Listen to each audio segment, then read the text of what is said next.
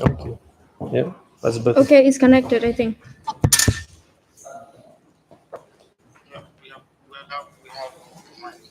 Okay, it's a new link then, right? Okay. Could you put that message again in the old link? Yeah, there are two old live streams.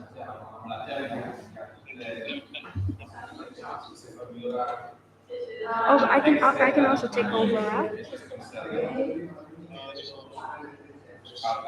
Is that a new one?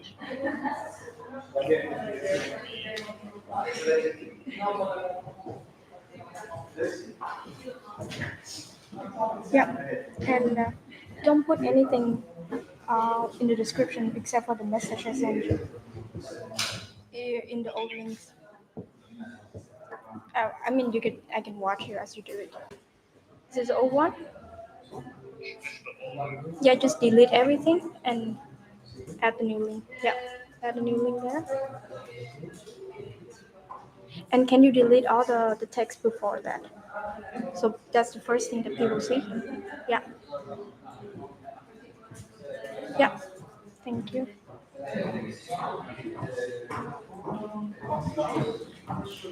Does the audio work? Yep. Yeah, now it now works. Works? You can try again.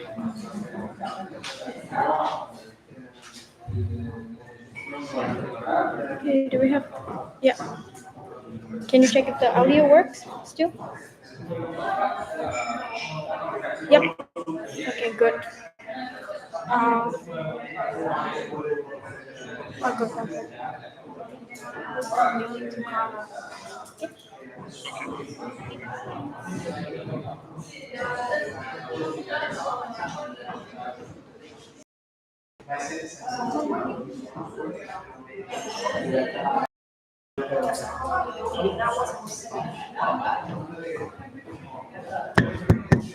Looks like.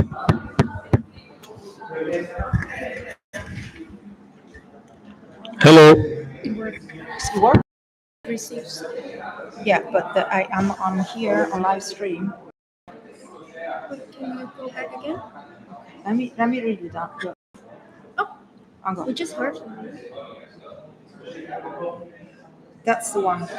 No, it's an old one. That's the old one? No. No, no. I mean,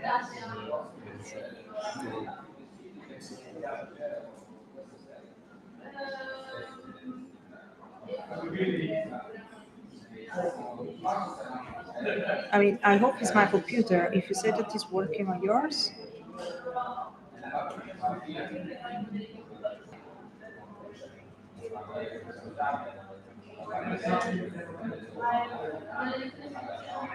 Okay, so it's only my phone. That's good. Okay, so it's working. And what do you see?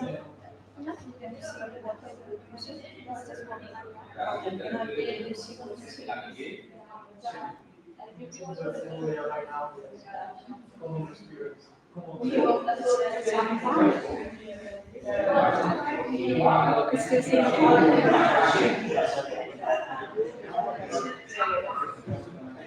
Okay, we are live, by the way. Huh?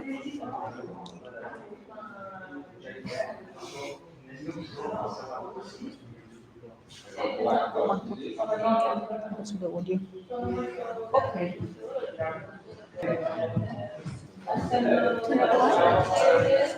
microphone test. Yeah. Oh, you can test.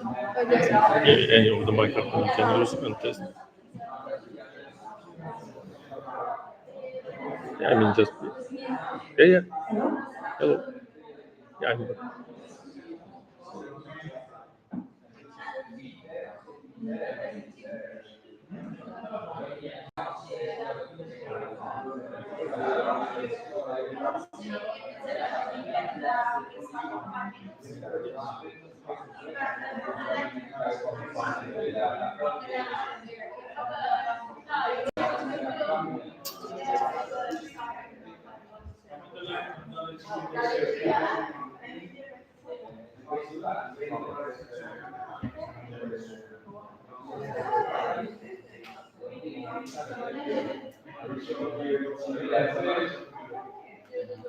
Hi everyone, good afternoon. We will be starting in a few minutes. We're still getting a few technical glitches and we some time for everyone to come in and take their seats. So, a few minutes patience for you in the room and online. Thank you so much.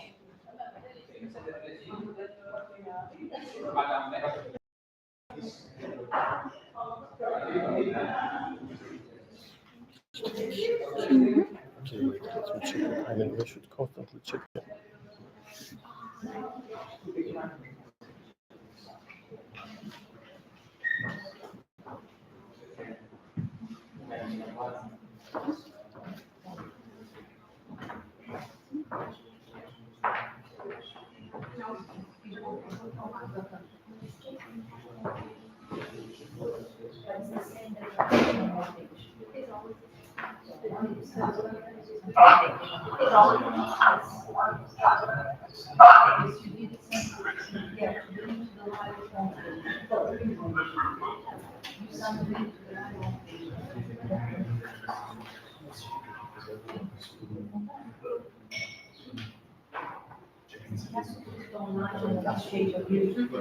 No, no, no, this is a UK, it's a different one. I don't know why it's not UK.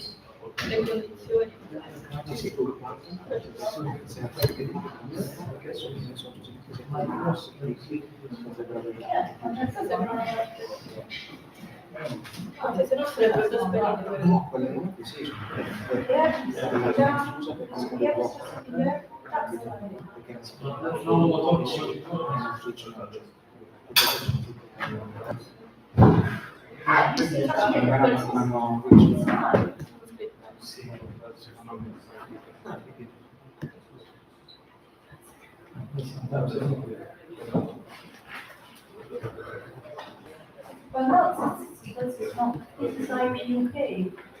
Why are we not?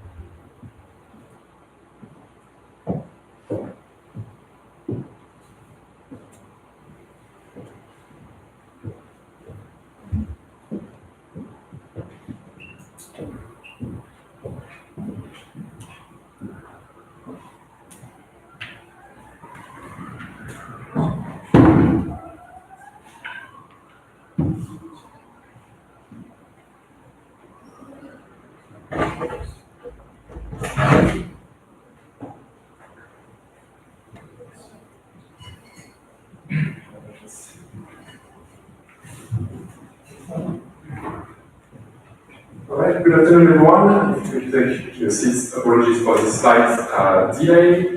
Always on a few last minutes technical hiccups to deal with. Thank you so much. Good afternoon and welcome to this event, Shaping Global Green Leadership, addressing the spillovers of the European Green Deal.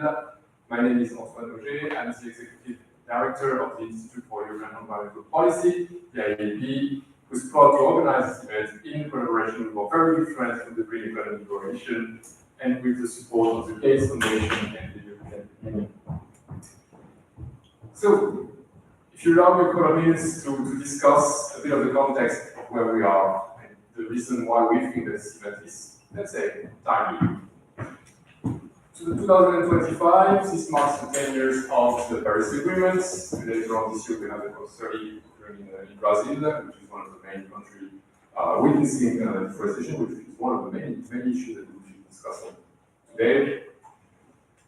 Zooming in more into the EU, this is the final mandate, the final legislative mandate before the end of what's been called the decisive decade.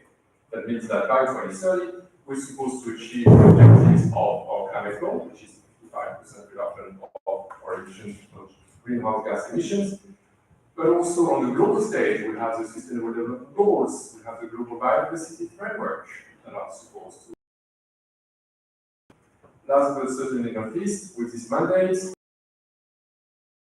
potentially this publication of the Paris Climate 2040 target and its overall post-2030 agenda. So, let's say this is a busy time from a policy, from a target perspective. Where do we stand in that sort of policy framework? But according to the EU, which last week published its latest evaluation of the national energy and climate plans, IEEPs, the EU seems to be on track, on paper at least, to reach its climate goal objective. That means 55% reduction. We're on track to reach 54, which I think a lot of policymakers will say good enough. We've seen, that's incredible, we've seen a decrease of domestic emissions for the past decades in the EU. This is arguably due to other efficiency gains that can be from the GDP intensity of our GDP. So like literally the amount of emission that is necessary to produce 1 minute. Right? Also GHG per capita, but also by the scaling up and deployment of renewables in our energy production systems. So that gets us on the way to 55% reduction. But then we have to think as to how to reach 90% reduction arguably by 2040, and then net zero by 2050. And that's going to get us into much more trouble because we now get into sectors that are much more difficult to see them to reduce their emissions.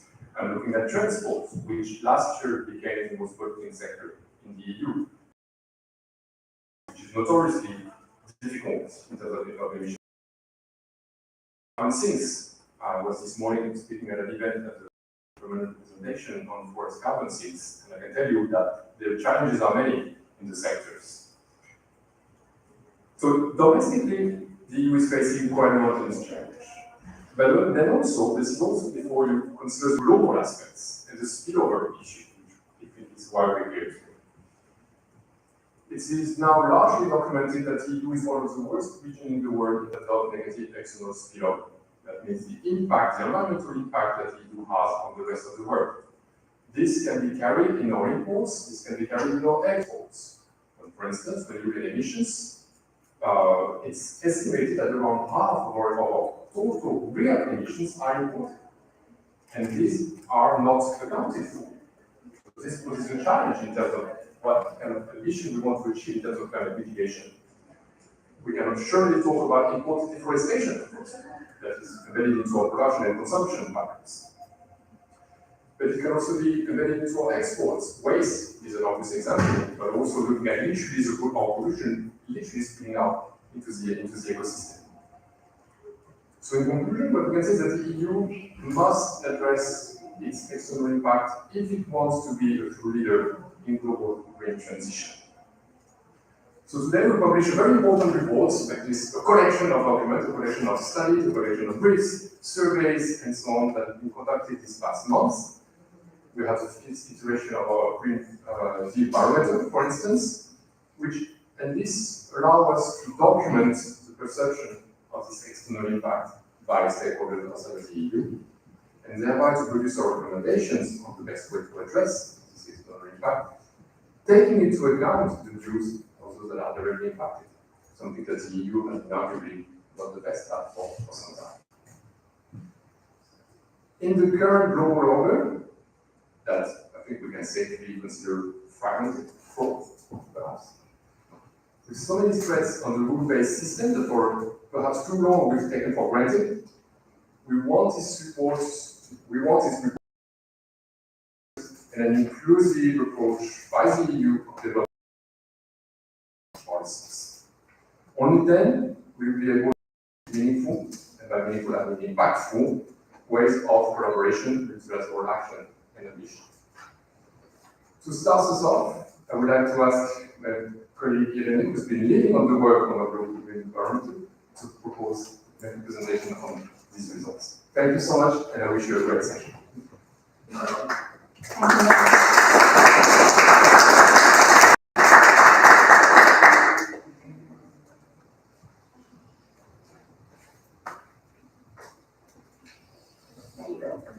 Thank you very much, everybody, for being here today. I'm going to present a selection of the findings of the Green Deal Barometer 2025. If you scan the QR code, you can find the full results. The Green Deal Barometer is an annual expert consultation that IEEP has run since the launch of the European Green Deal in 2019, with the aim of assessing the delivery progress of the Green Deal. The fifth edition has a special focus on the external dimension of the Green Deal, where we aim to understand the opportunities and the challenges that the Green Deal presents to countries outside the EU, including the spillovers coming from certain EGD policies. We also explored the Green Deal's role in achieving international climate and environmental commitments for the EU, and whether the Green Deal can inspire countries outside the EU to increase their own action. This year, we have interviewed 165 sustainability experts with different backgrounds, and about 20% of them are based in countries outside the EU, and throughout my presentation, I will highlight sometimes their insights. One of the first questions that we asked as experts is whether they think that EU solutions will turn the Green Deal's objectives into approved legislation. This is a recurrent question that we have asked in every edition of the barometer, and we can say that such confidence has never been so low as in this edition of the survey, as only 23% of the experts interviewed are confident about it. It is lower even than when we tested the Green Deal's resilience against other major events, such as the COVID-19 pandemic, the Russian invasion of Ukraine, and last year's European elections. Therefore, it suggests that the new context we are in, the new political priorities, the new Commission, are perceived as undermining the Green Deal agenda. Looking at the external dimension of the Green Deal, we asked experts whether the Green Deal would have a global impact, and 3/4 of the experts interviewed agreed with the statement, where with only 8%, as you can see from the graph, disagreed with it. However, the majority of the respondents perceive the EU external policies, such as trade policy, cooperation for development, and so on and so forth, as not fully aligned with the Green Deal policies, with only 14% of experts recognizing some alignment. Non-EU experts' perceptions are slightly more positive because 25%, so 1/4, agree with the alignment between these two policy frameworks. And African experts are even more positive, as half of them recognize some sort of alignment between external policies and the Green Deal.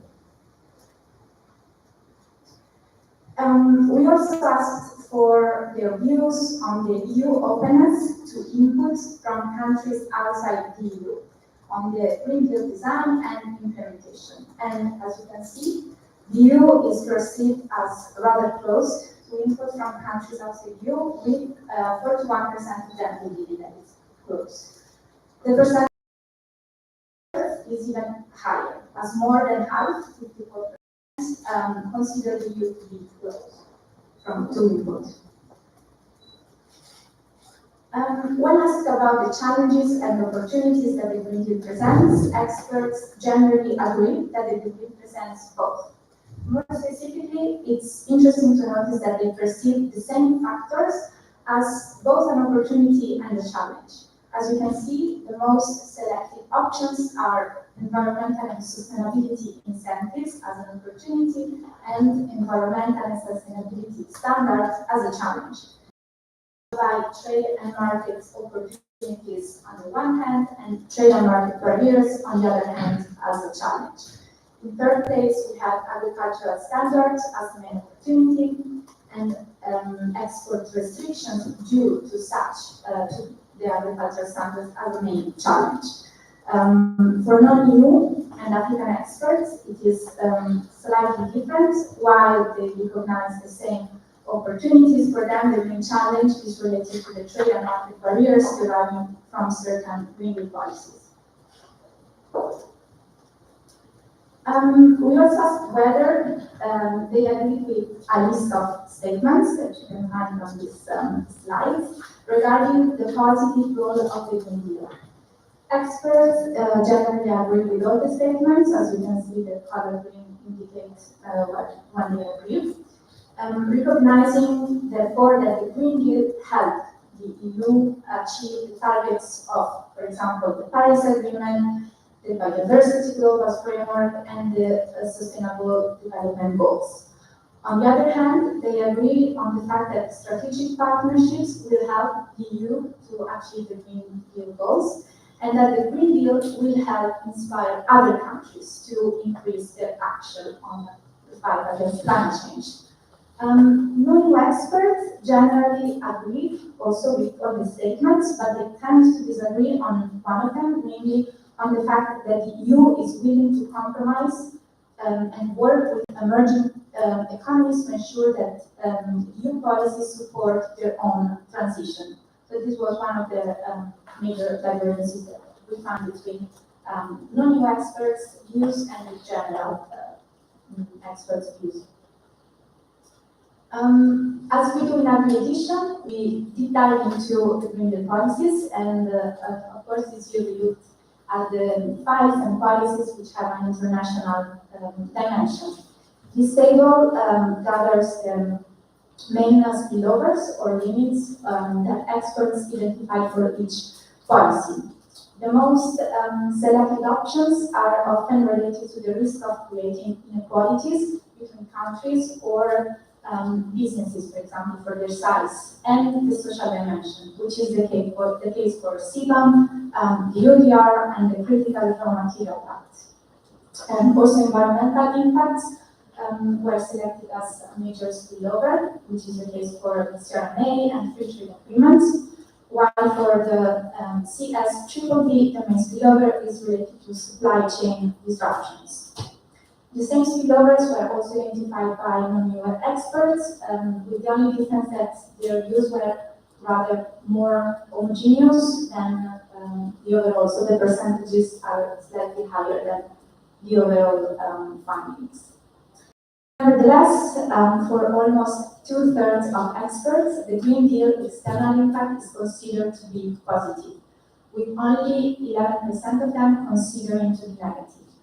The percentages of non-EU experts, sorry about that, the percentages of non-EU experts considering to be positive is even higher, with 72% of non-EU experts being positive versus 65% of the overall findings, which is a very encouraging data. In this last slides, we have drafted three main recommendations for policymakers. But first of all, we urge the European institutions not to give up on the Green Deal, as recognized by the experts that we interviewed, but not only, of course. The Green Deal presents a number of opportunities and creates positive impact, but it is important to keep a balanced approach to safeguard the great achieved over the past 5 years. This will at times require trade-offs and choices, but it should be accomplished through targeted improvements and refinements, and not through deregulation or removing the existing measures and the standards. Secondly, it is important to address, of course, the external spillovers and improve the alignment between the Green Deal policies and EU external policies. To address these issues, it is essential to provide targeted support for partnering countries and allow a certain degree of flexibility, also depending on the economic conditions or other circumstances. This will help to strengthen the relations, but also to build trust and acceptance of such policies. Thirdly, the EU should remain a leader in the transition and build diversified strategic partnerships. Amidst the current geopolitical tensions, the EU retreating from its climate commitment, and the risk that other countries following suit, the EU should take the opportunity to reinforce its position as a global leader in climate action and climate diplomacy, build diversified alliances while supporting climate finance for developing countries.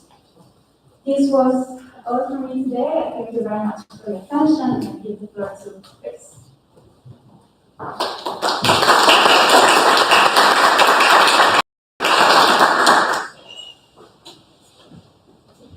everyone. Can you hear me? Yes. Wonderful. So my name is Chris Hoppings. I'm economic policy lead with the Green Economy Coalition, and it's been wonderful to collaborate with IEEP on this event. I'm bringing the second half to what Irene has just brought, which is a data set that we call in the Green Economy Coalition the Global Attitudes to the Green Economy Survey.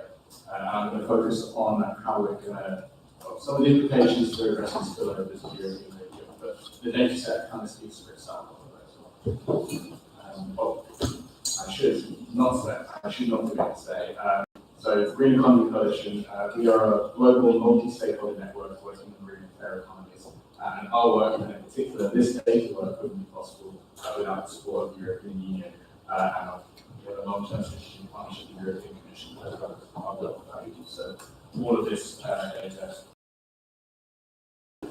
So what I'm going to cover today, I'm going to give you the kind of the citizen perspective to what Irene has just presented in terms of the expert perspective. What do citizens in the global south, in emerging economies, think about the European Green Deal, the green economy, and the progress that we're seeing?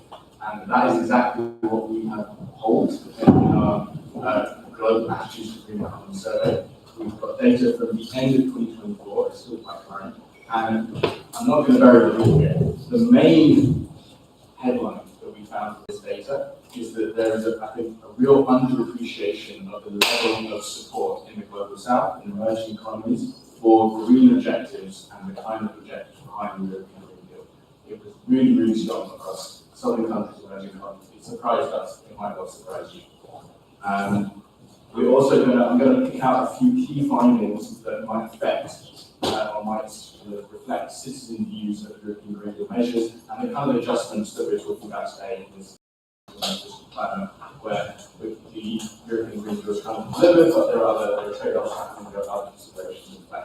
And there's some key findings and key things I want to highlight. Firstly, and this comes from the survey data, there's a real sense from citizens that they want their own national governments in the global south to be leading the green transition. and they want to be, so there's a role potentially to enable those governments to lead their citizens and work with their citizens. Secondly, there is a key role, we think, for targeted mitigations to reassure citizens about specific measures in the European Green Deal and about measures in the green transition and a just transition more generally, specifically around negative impact felt by personally. And thirdly, I really want to emphasize the importance of local to international solidarity in framing all of this and the green economy actions in the European Green Deal.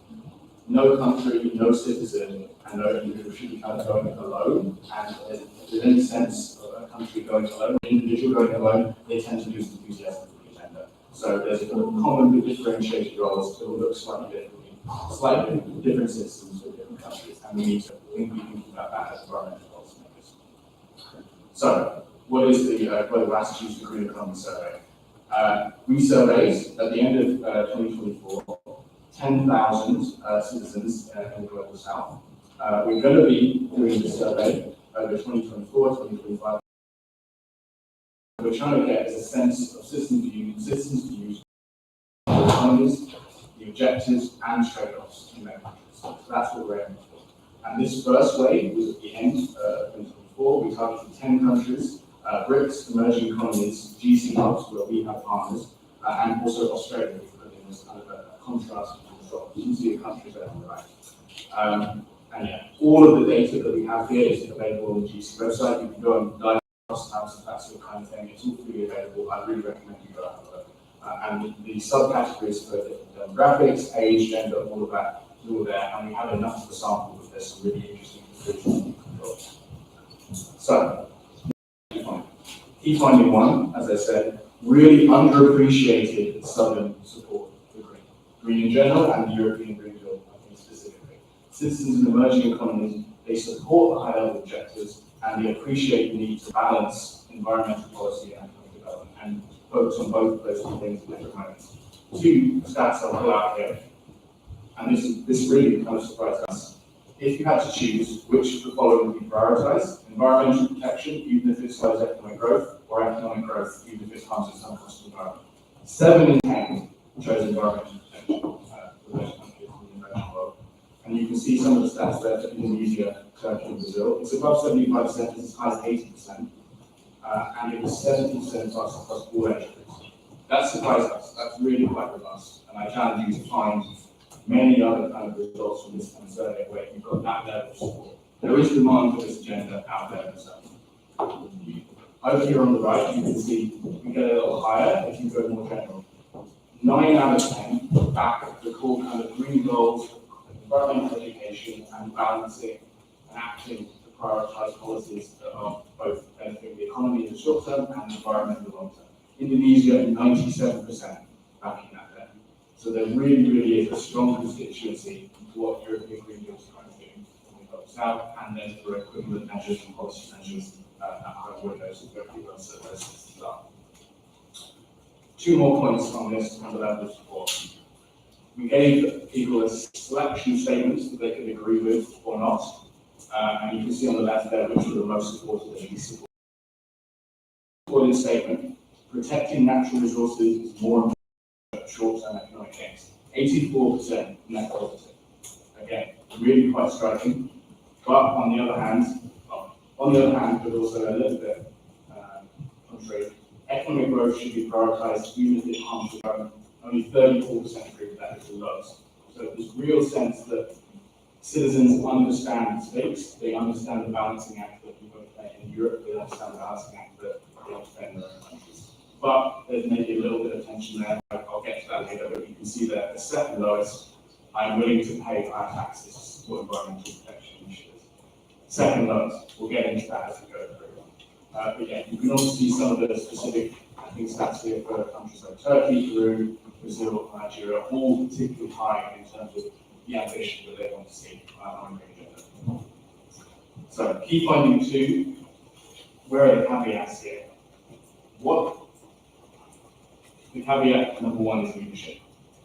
Citizens wanted to see more leadership from their governments, and their governments need to be empowered to be able to deliver that leadership, deliver that policy agenda. I think there really is a role for European Green Deal as a model and European Green Deal as a flexible instrument to support that there.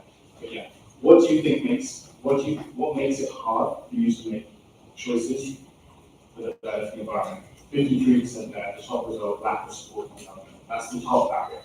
And that was highest in Nigeria, it was highest in Peru, and only 34% of people selected in Australia. So you really do start to have this contrast north-south. There's a sense of a lack of government action. Is that something where European Green Deal and the spillover effects can be an enabler rather than blocker? Secondly, here I point to trust. The visual there on the right, trust that fiscal leaders will make the right decisions for a sustainable future. Really mixed results. 41% yes, 39% no.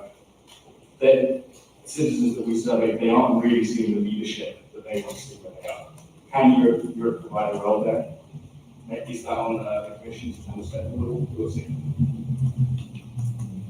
Third finding here, individual citizens do become warier. They aren't so positive of policies with personal trade-offs. All those encouraging stats I've said so far, if you go look at the phrasing, they're kind of talking about taxation in general, economic growth in general, the direction of the country, long-term things. If you ask people, what are you willing to trade off to ensure better financial stability? What are you personally willing to trade off? They're a little bit more cagey. The three lowest, but they don't really want to trade off. They don't want high taxes. They don't really want to slow growth when it's about them, and they don't really want high prices. I think that would be kind of what we expect. The second highest, sorry, the two highest, what they would be willing to trade off. They're willing to change their habits. They're willing to change their lifestyles, and they're willing to work with local community initiatives. So you have a bit of a mixed message here, I think. Personal changes are welcome, but personal financial changes, there's fear, and maybe that's something where there's some targeted mitigation to work on those particular impacts that we thought about. So, what does this mean in general for the European Green Deal, and also how does it synergize with the long-term findings that are in your exam?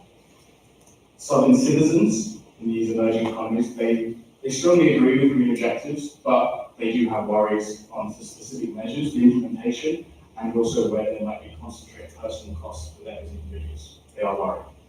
Green experts, including the southern experts that were surveyed, according to the EGB barometer, they're worried about the green objectives, the policies actually being legislated, being implemented. They're worried it's going to get across the line. They're worried it's going to happen. But they're actually quite optimistic about the positive green spillover effects if it does get across the line. Specifically the European Green Deal here, rather than say European economic activities in general. But I think that's interesting. And then you can see here at the bottom, concern on the need to act and the overall need to build an agenda here is incredibly high. 77% are concerned about the impact of current environmental policies on the generation. 77%. And what that says to me from a policy perspective is that small individual lifestyle actions, those solidaristic actions in the community, they're potentially accepted, but leadership and modeling and the sense of countries working together is needed and needs to be strengthened if you want these citizens to kind of access personal sacrifices on prices, taxes, and inflation of those connections. They want more reassurance, more leadership before they're willing to do. And yeah, here's some specific policy conclusions that I think we were considering, and we've got a great panel today. I'm sure they'll get into much more technical detail. But number one, we probably should be focusing on targeted mitigations for policies with negative spillovers, where there are household individual cost and price impacts. That's essential, and it's what citizens said they were worried about. Secondly, we should be, and we are having a conversation about how the EU and European Green Deal action can empower southern national governments to set high ambition agendas, build the agendas they've already got, lead their citizens who actually want to see this succeed, and build on the enthusiasm that's clearly already there. And there's measures, lots of measures we can discuss, concessionary finance, CBAM proceeds and recycling, the revenue recycling, debt swaps, tech transfer partnerships. There's a flexible, basket of options there. And not all of them necessarily have a Euro price tag attached. It could just be about flexibility in the implementation approach. Thirdly, genuine simplification, non-dilution of the agenda of legislation to get it through. If it's non-dilutionary and it helps access the positive spillovers of the European Green Deal, that's fine. But getting that balance right, I think, is a tricky job. And then lastly, and I think Angela kind of spoke to this at the start, avoid any sense of unilateralist measures where possible. This stems from the barometer. Is Europe open to feedback, to adaptation? That feedback relatively low. So embrace in the international processes and multilateral frameworks, even in this very tough political context. There needs to be a sense that countries are working equally, they're looking eye to eye, and they're trying to make change happen as a cohort, as a group, rather than acting in our own little corners. And an example there that I've got to is the emphasis on more flexible country platforms that is coming around for just transition investment, the involvement of the evolution of JETPs in this direction where countries are setting the agenda, and maybe that's the model for how the implementation of global gateway projects can be invested go forward. I'm going to close with 4 quick framing or messaging findings. And then you might have your own things that you notice like this if you go digging into the data. Number 1, there was really big benefits to positioning and framing an environmental agenda as about protecting natural resources. You can see here, protecting natural resources is more important than short-term economic gains. 84%. Protecting natural resources, the sense that citizens they didn't want to waste resources, they wanted to invest in nature, didn't like short-term. That was common sense. Secondly, future generations and their rights to inherit a healthy environment has strong cross-cultural appeal, and it activates intergenerational consent. People think about their kids. You can see there 90% backing a generation has a moral responsibility to protect the environment for future generations.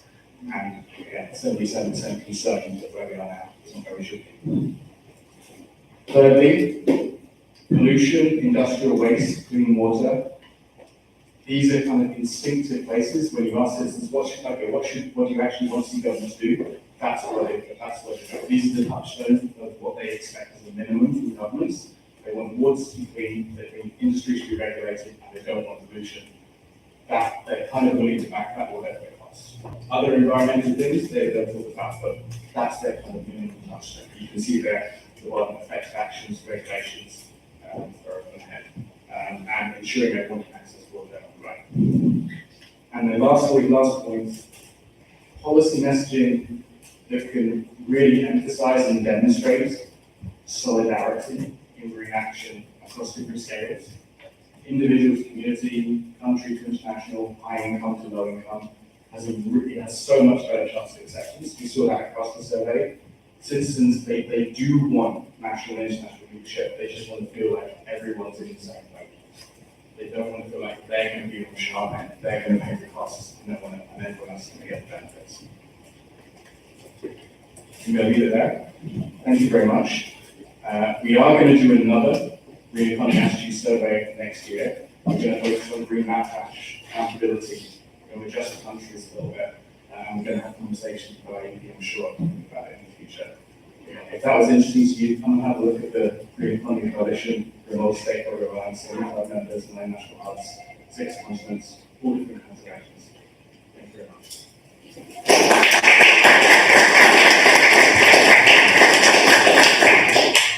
Thank you, Chris, and thank you, Irene. First of all, for these very important surveys that you presented and for laying solid foundations to our discussion. I will just try and check with our online speakers first if they can hear us okay. Is the mic from your computer or from mine?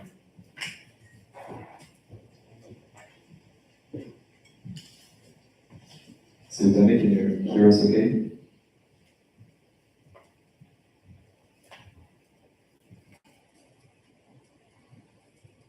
Just want to check with the speaker online can hear us and that you can hear the video as well. So we invited a set of fantastic speakers that will present. But first of all, we unfortunately couldn't welcome live one of them that we really wanted to contribute to the discussion. Her name is Rinve Ahab. she works for Southern Transitions, and she recorded kindly a video for us to get the conversation started. And so we'll watch the video first before then heading to the lab. We'll have one of the speakers joining us online. Yes. Okay.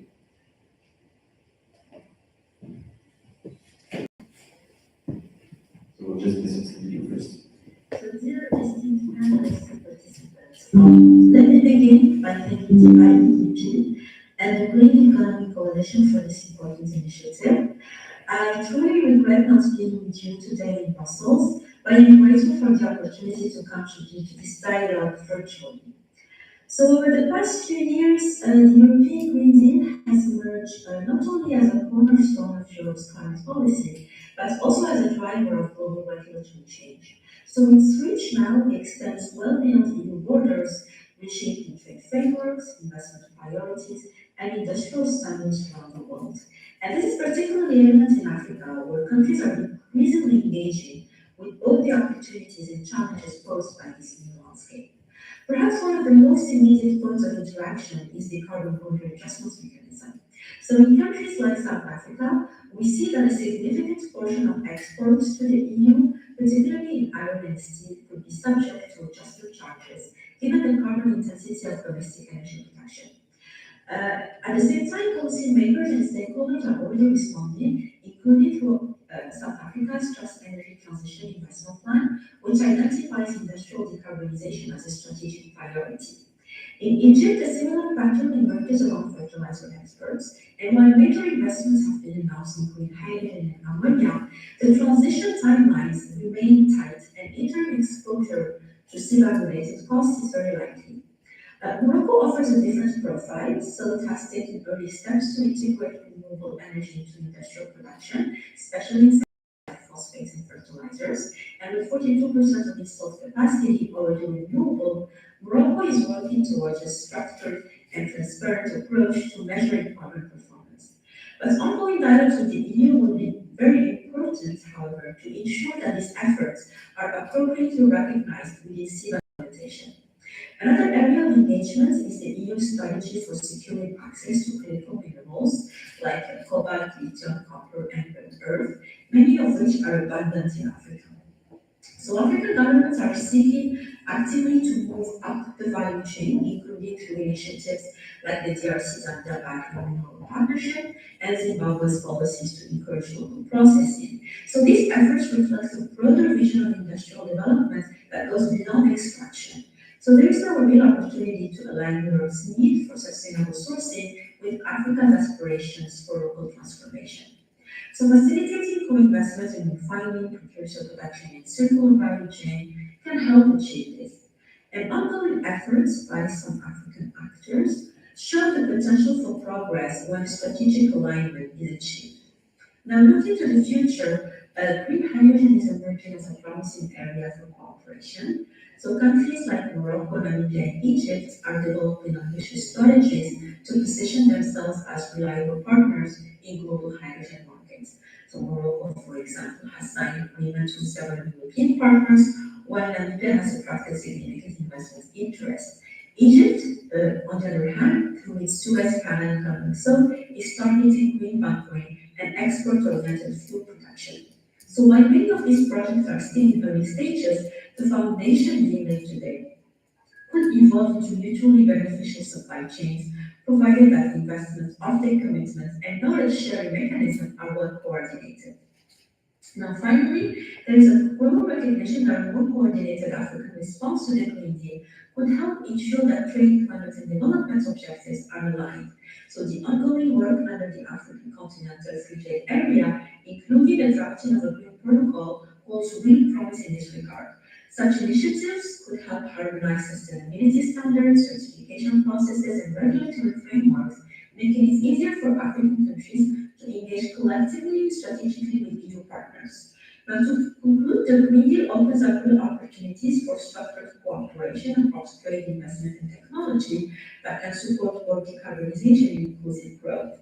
However, realizing these synergies will require open dialogue, mutual recognition of national efforts, and commitment to partnership frameworks that reflect both climate ambition and development realities of African countries. Thank you very much.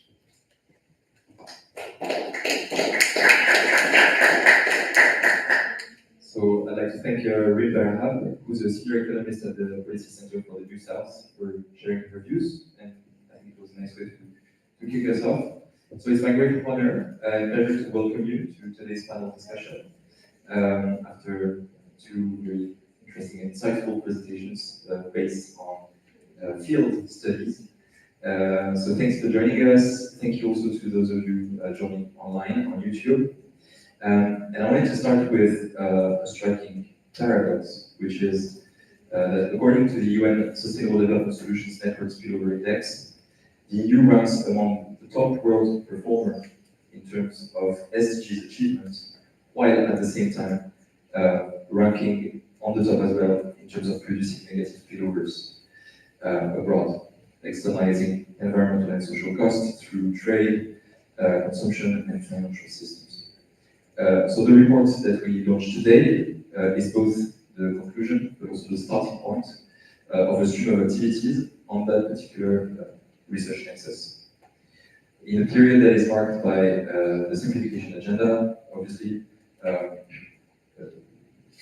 we wanted to shed light on how much simplification is needed, not only to EU actors in their competitiveness, which is a fair and legitimate concern, but also to the very efficiency and the integrity of environmental measures in foreign countries. So the guiding questions that we had over the past few months, but this will continue as you understand, is how to stay the course on all the Green Deal objectives while simplifying on the first hand, and taking into account transition needs of low and middle income countries. And for that, we wanted to explore how trade and cooperation policies can alleviate the tensions related to all these implementation challenges that we will first describe and then try to discuss and address.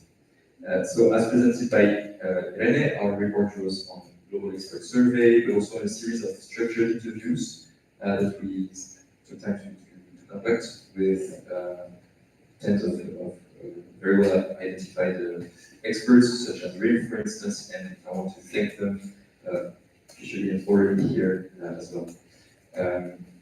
So the three measures that we will and that we had to focus on, because obviously the Green Deal is a mixed and wide bag, were so the carbon border adjustment mechanism, the CBAM, the EU deforestation regulation, the UDR, and the eco design for sustainable products regulation, the ESPR. Each of these is critical to achieving the EU's climate and sustainability goals, but they also carry extraterritorial effects and they risk creating unintended and asymmetrical burdens for partners in the global south. So to explore this further, I'd like to invite now the panel to join me on stage, starting so with our online speaker joining us from South Africa, Sultane Maimele, who's a senior economist at TIPS, Trade and Industrial Policy Solutions, who brings insights into CBAM's implications for South African businesses and South African competitiveness. We have Kevin van Dijk joining on stage. Kevin, who's a senior campaigner at FIRB, will offer us a critical lens on the UDR and its impact on all the producers and forest communities. We have Antoine Auger, who's the executive director of IEEP, and co-author of the report, who will also walk us through the findings and the proposals for more inclusive climate and environmental policy making. And last but not least, we have Bruno Capucci joining us from Florence. Thank you, Bruno, for joining us. Who's a research associate at the European University Institute. Political and governance implications of the EU. Thanks to the four of you for joining. Sultane, if you can turn your camera, we are now live, and I will put you here so that our speakers can see you.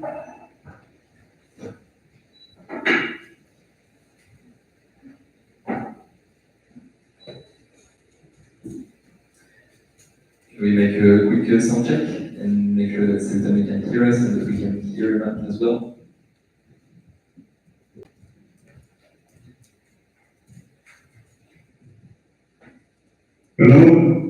Yes, we hear you properly. Oh, okay. So the goal is for me to do a video or something, right? Because it's weird from my side because I didn't see it. You well, let me see my videos. Can you see us?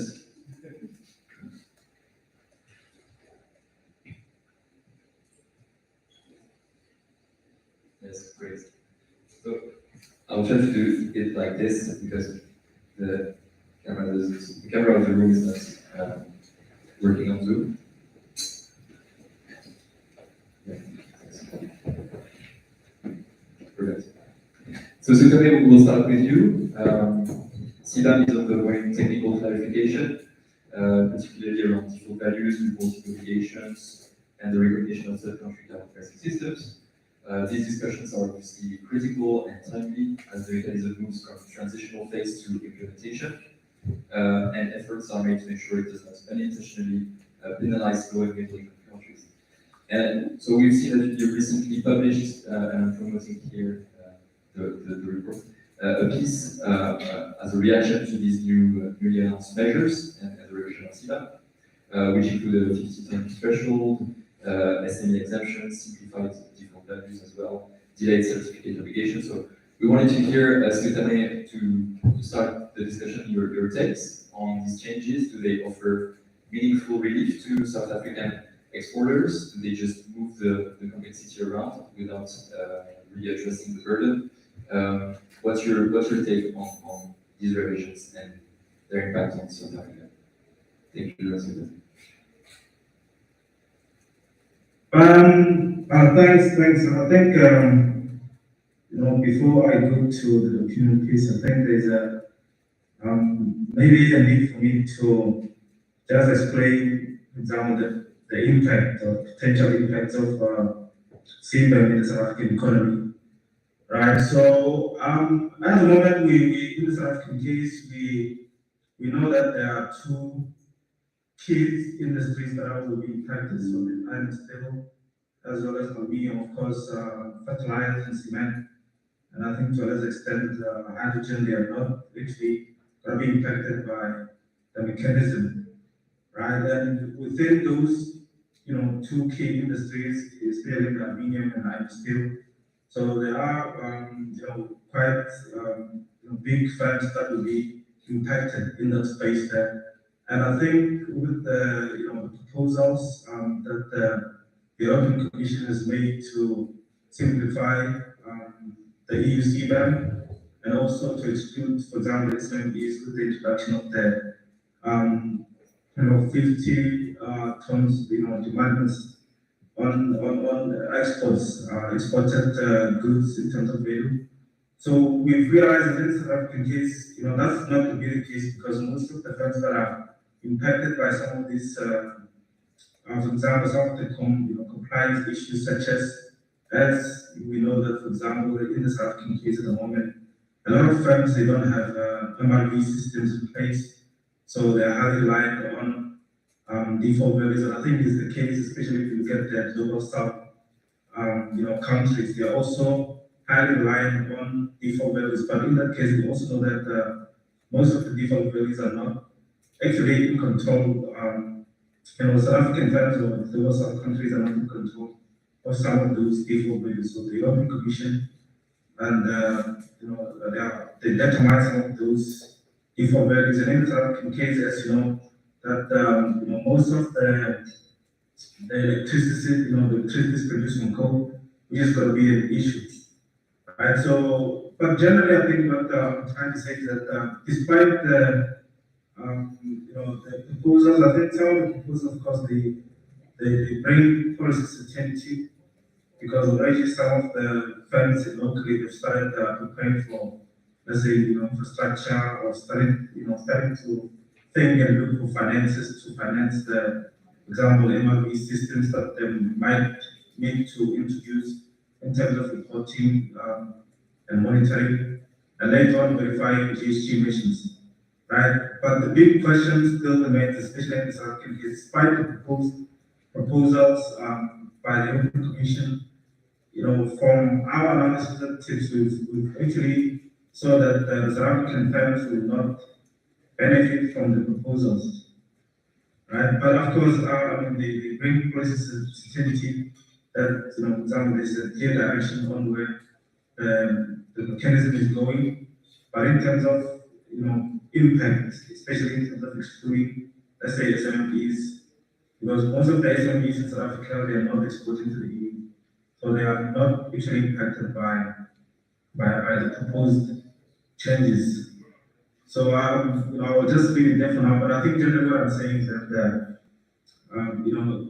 for the South African side of things, I think what we've proposed, I think even with of course, the opinion of the South African government is in public domain where they've been rejecting the EU but from our side, especially from the TIP side, we've been proposing that actually most of the South African entities to actually adapt to the EU but they should get more time, which in the current proposals is not actually covered there. So of course there's a delay in the financial obligation and reporting, but that doesn't actually benefit the firms locally because they're still gonna pay for the emissions that will be accounted starting from next year, right? So our aim was to actually get more engage or more time to start preparing for the introduction of the EEC. And of course, I think a few weeks ago I did have a conversation with some former colleagues at the European Commission, and we did highlight that the reason why they are making this proposal is not because, for example, least developed countries or developing countries have made an argument or a submission that the mechanism was just a reaction from the internal submissions or debates that have been happening in the EU. Example from Germany and the other guys have been complaining that, for example, the mechanism is not easy and it's not actually it's just adding cost to their business operations, which is why the proposals have been proposed. It's not actually proposed for the benefit of least developed countries. So I think I'll just leave it there for now, but yeah, we can engage more in the panel's time. Thanks. Thanks, Victor. And if you allow me, I'd like to immediately follow up on this question of how to make sure that the design is more inclusive, because I understand that the simplification might not be that helpful to South African stakeholders. The delay, as you said, of the financial implementation of CBAM might be one thing, but it takes place at the same time as the EU is negotiating with South Africa a clean trade partnership. So there are platforms for discussing how to, foster maybe technical assistance or helping South African businesses adapting to the new mechanism.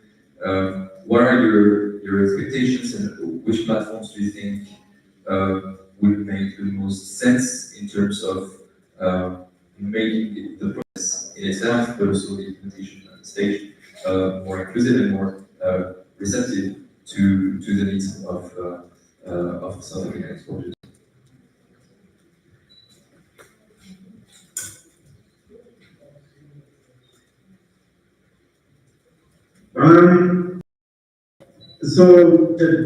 I think from you've seen recently South Africa engaging with the EU. I think in March, let's say the EU summit. So there are a lot of things that we discussed there. Unfortunately, I think when we, for example, there was a question that was asked, at the press conference after the summit, where the South African president was asked whether CBAM was actually, discussed in some of those declarations. and they highlighted that actually it was discussed that, for example, in terms of getting, for example, postponement or some certain concessions, for example, engage South Africa, engaging the EU.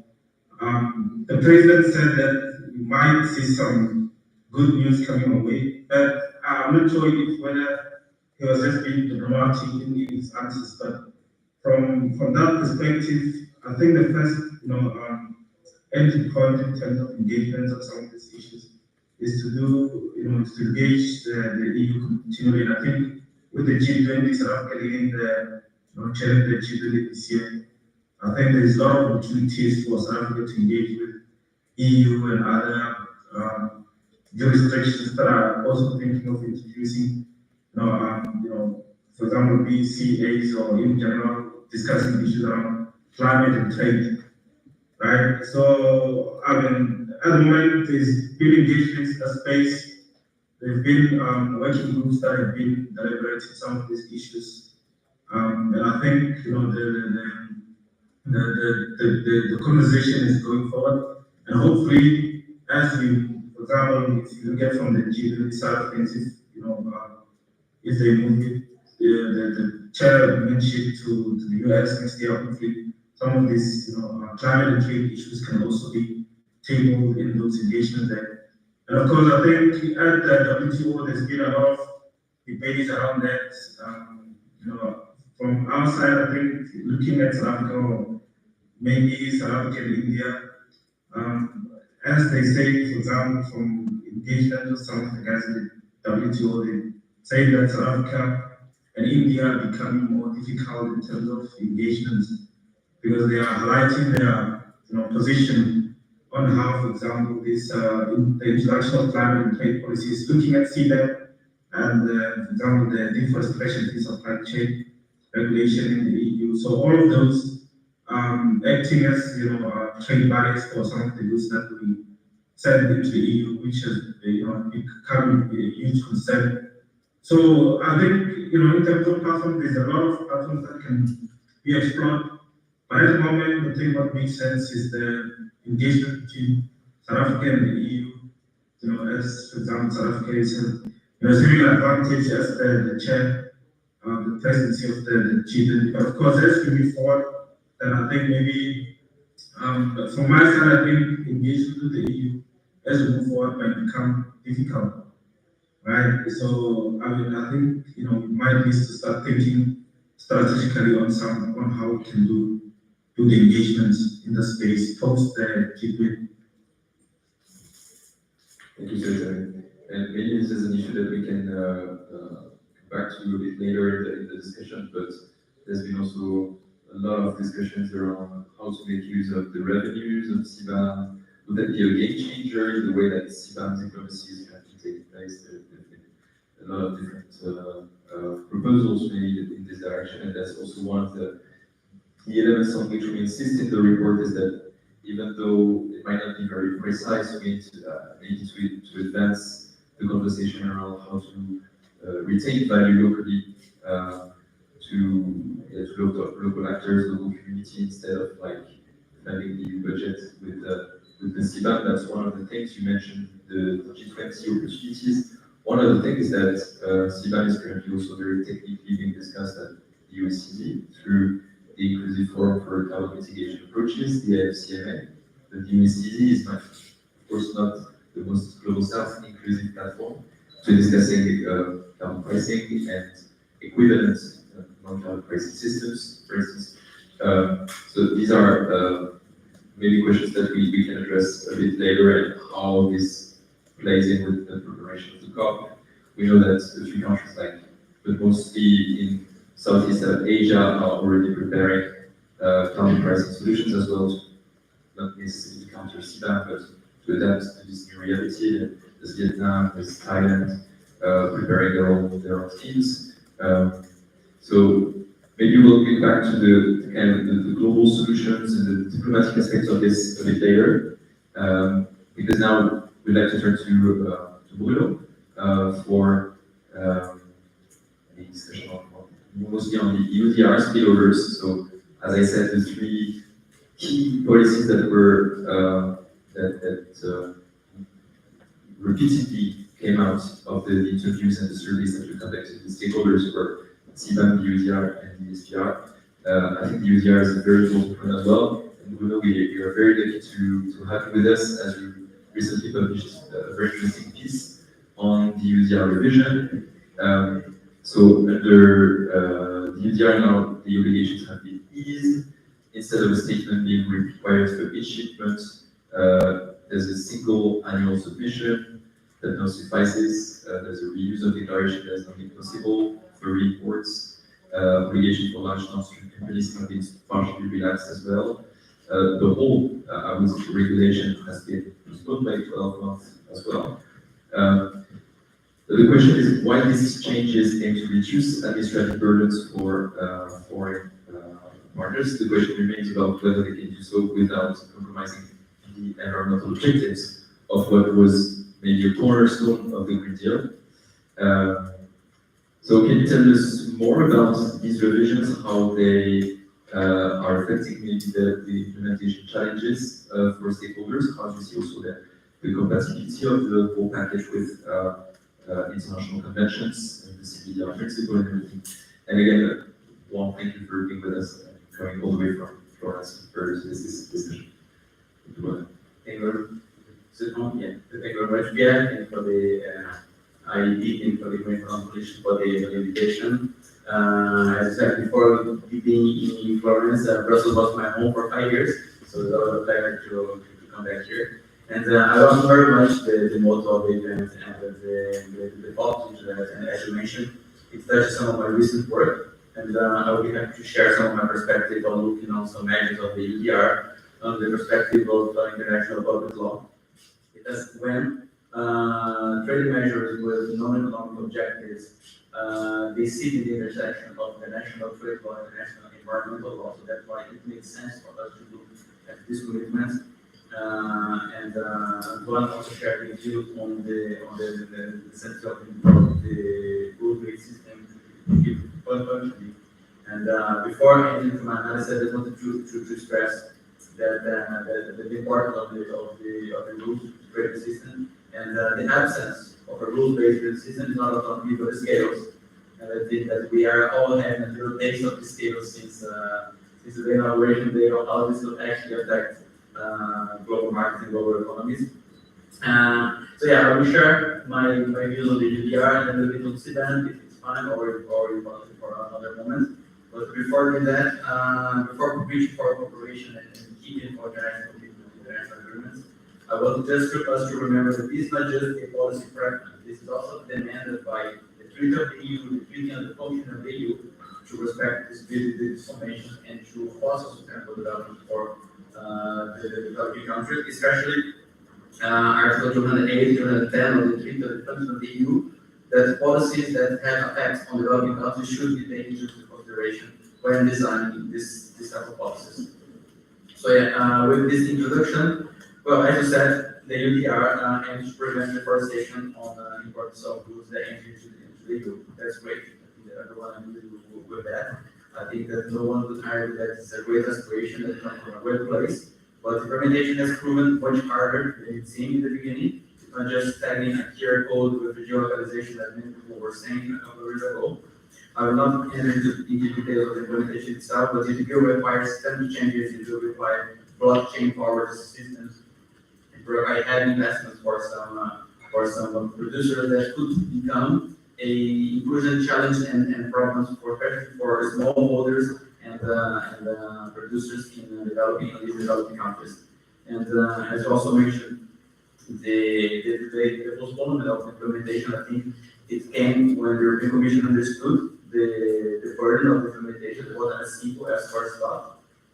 And but then I argue that this delay shouldn't be seen as a setback, but it should be seen as an opportunity, a golden opportunity actually, to get things right and to foster cooperation with third countries on improving systems that already work and where systems do not work to actually the different own capacities. A little bit on international public law that I mentioned. The jurisprudence from the World Trade Organization allows countries to restrict trade to protect environmental resources. However, these measures they should consider the realities and the practices in the affecting countries that lead to the same objective. The WTO jargon is an outcome-based approach. That instead of like limiting under rigid and inflexible ways how countries should conduct their policies, you should accept different policies that lead to the same objective. In this case, the same objective being a deforestation-free supply chain. And in my analysis today, the UDR fails that. Doesn't look at what happens on the ground, doesn't look to what happens on the export countries. And if we had and it would be put against a panel, put it on the jurisprudence from classical cases as like the US tuna and the US shrimp, it would probably fail. That's my analysis. But UDR is not the first initiative worldwide to fight deforestation, right? We have some other sector and country initiatives and some international initiatives that reach for deforestation-free supply chains in different ways. They function to serve different realities, they serve to function in different contexts, they serve to function under different prices that their economies they are able to pay. And a few classical examples we have, for example, the soy sector in Brazil managed to eliminate deforestation 98% of the 2008, way before the inception of the cut off date of 2004. And internationally, the foresee for coffee with cut off date of 2006, and the Letters Cocoa Protocol 2015, and a controversial one, but it does exist, it's not perfect, but it has some effects, which is the roundtable sustainable palm oil with a cut off date of 2015. The difference of the palm oil one is that it accepts some sort of clearing of the land. If you do some compensation, if you do some adaptation, because again, these are rules and conditions that function in those countries. If the EU has a condition today to reach for zero deforestation, but some countries, Southeast Asia, they still do some management of land, it serves different from purposes. And that's the whole idea of understanding and working with partnerships. You also mentioned the common delivery responsibilities. And coming from different economic contexts, I think that this one is a good example. But as I mentioned today, the UDR is not recognizing that. So by not doing that, what actually happens? It's creates, or it's appended to create an implementation postponed for the difficulties of that, to create a new and exclusion system of EU database, EU images, EU functioning to be applied by the different countries. Some sectors in third countries, exporting countries to the EU, they created their own solution, their own traceability, but they were rejected by the European Commission because it was not an EU-based system.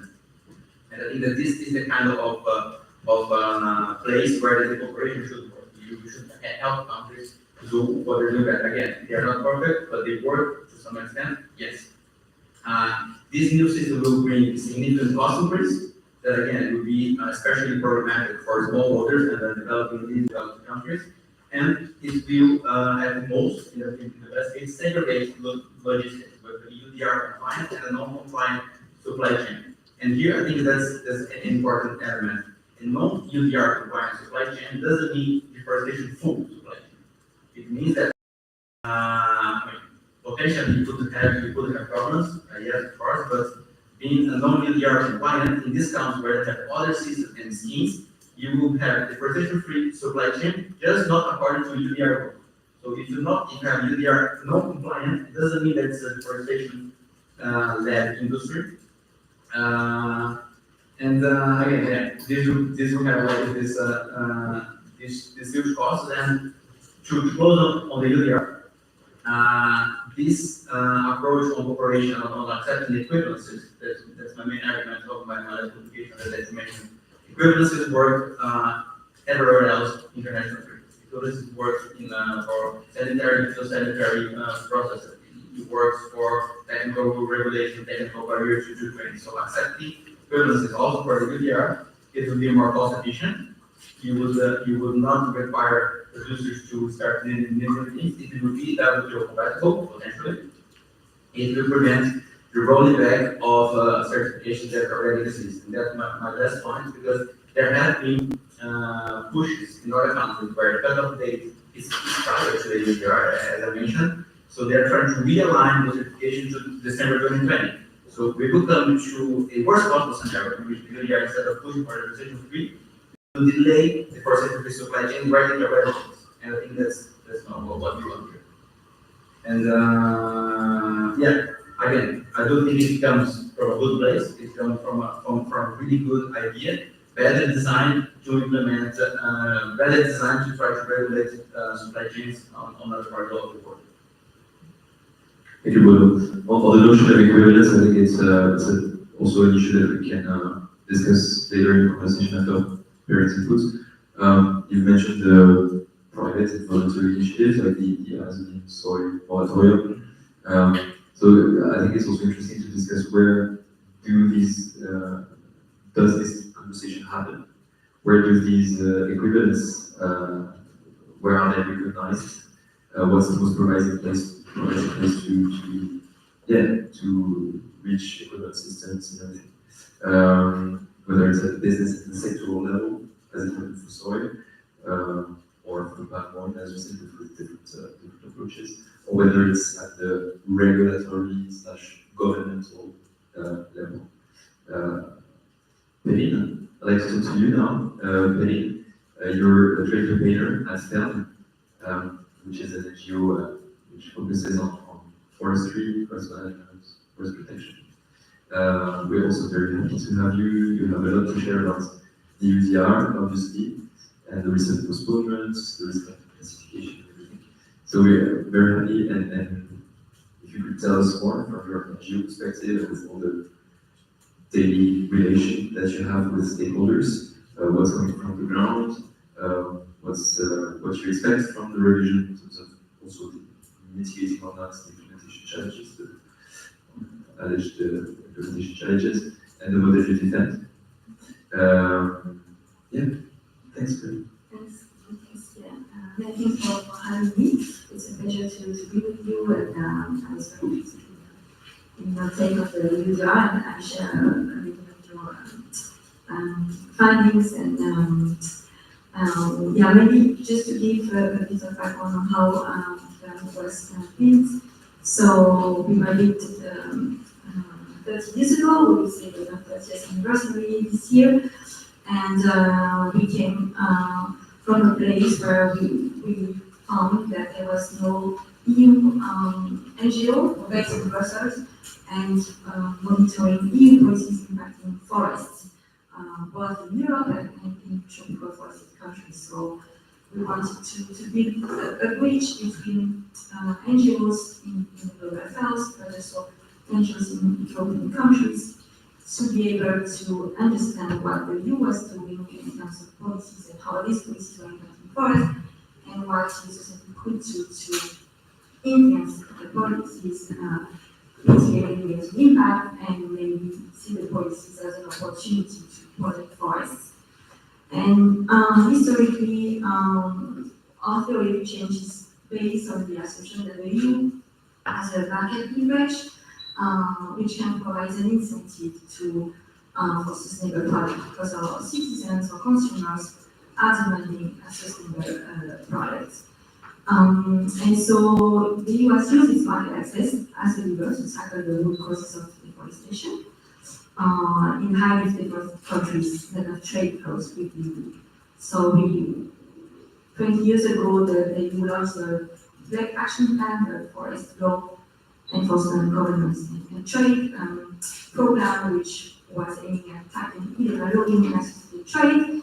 And so the beauty of this instrument was to mix supply and demand side measures. So on the demand side, you have this voluntary partnership agreements, which were trade agreements proposed by the EU to timber producing countries as a way to have multi-stakeholder dialogue and discuss forest governance reforms that were needed to produce legal timber. And the condition was to have all stakeholders at the table of the negotiation. So the private sector, but also the civil society, and of course the government. And on the supply side, you have the EU timber regulation, which imposed obligation on companies to do due diligence, so to assess the risk and mitigate the risk linked to illegal timber trade. And only countries were able to have this voluntary partnership agreement and the trade license were able to send timber to the market with the trade license, and the companies will be exempted to do this due diligence obligation. But now we've shifted from this approach, so they've shifted from this approach, which was a state-to-state approach, to a business-to-business approach. And for us, that's the main challenge we are dealing with now with India, is that the obligations rely solely on companies, and the obligation is for companies in the supply chain. But there is no pillar to foster partnerships and dialogue between the EU and producer countries. And we saw in your presentations before, and what you were saying, in your analysis, show that this lack of consultation, this lack of dialogue and roundtable discussions, while there's a good cause of consultation, are a big issues to make this India successful. And so, we commissioned some research on how the new action on forest was perceived by climate countries, and dozens of stakeholders from forest countries were interviewed, and one of the biggest concerns related to what is perceived as a shift away from an inclusive EU approach based on mutual respect and complementary interests to a unilateral approach. And so, what we recommend is to have this partnership pillar, and key process elements need to be addressed. Like, we need to build on this initiative, and especially national initiatives. So there is a sustainable Cocoa Dialogue initiative being pushed by the EU and Cameroon, Ghana, and Cote d'Ivoire, for example. There are also national certification schemes in Indonesia and Malaysia on palm oil. So these initiatives, of course, are not easily accompanied, but they deserve some attention and some support, and to be able to be easily accompanied. And it's only by supporting such national initiatives that we will be able to address the root cause of deforestation without very into big governance issues.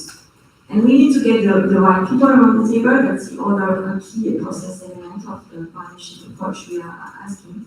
We need a deliberative process, obviously, and monitoring and enforcement mechanism and traceability. Thank you, Penny. And I guess the question will be related to Antoine as well for his remarks, but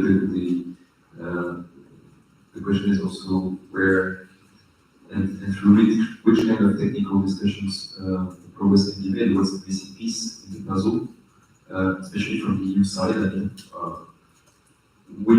if there is a DG, if there is an agency, who should take responsibility from our side to prompt this discussion and to make sure that the equivalence and technical work is done at governmental level or at sectoral and business level. That's I think a key point as well that we want to touch during the conversation, because we want to make recommendations as we're in Brussels to EU institutions. But Antoine, I will ask you maybe a wider question on since you worked on the report, what's the main takeaways that you'd like to convey from the report? You've also worked extensively on the SPR. I mean, we won't be able, it's a bit scattered. We're touching upon a lot of different natural measures, but that's also the goal of the discussion, is to address them, but through different lens, not the lens of simplification, making things more efficient for EU businesses, but also for foreign actors. So on the SPR, Antoine, you worked a lot on circularity and how to foster secondary product markets, trade. So what do you see as the biggest challenge in the implementation of circularity standards? How can trade and international partnerships policy support higher ambition in this field? And of course, if you have inputs on the UDR, because I know that you worked extensively on the UDR as well. So thanks again for being with us. Thanks a lot, Pierre. Thanks everyone for your interventions. So that's at least two-part questions. I try to start from the bigger picture and then moving into the issue of how the ECPR can perhaps differentiate itself from, I wouldn't say the mistakes, but perhaps the mishaps or the opportunities that the civil individual have been on a few years before.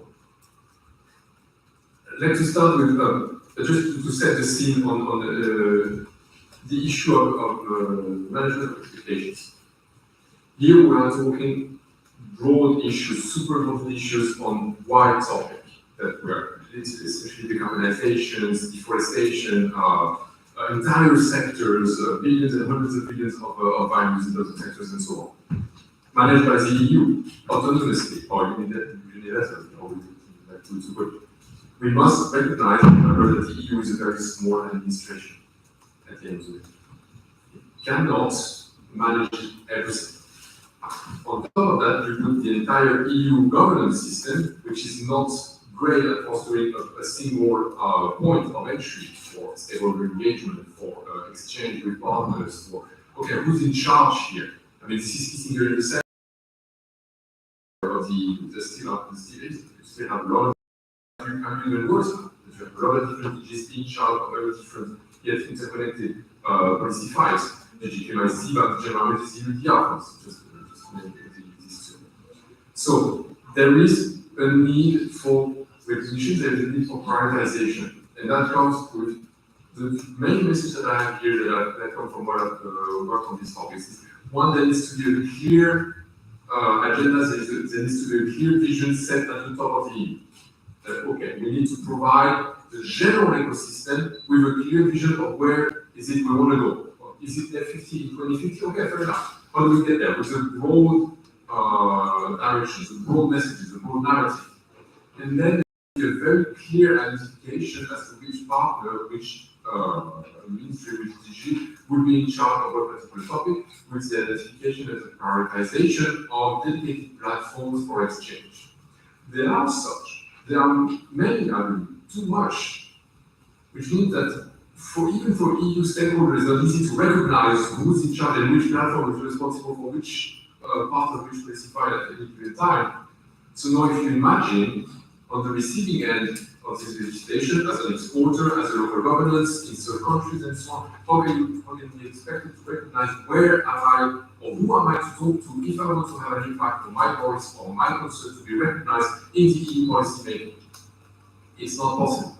It's extremely hard. I'm not saying it's easy, but there needs to be an effort on the EU side of clarification of responsibilities on different topics in different sectors. First of all, to allow partners in certain countries to at least get the opportunity to recognize who they should talk.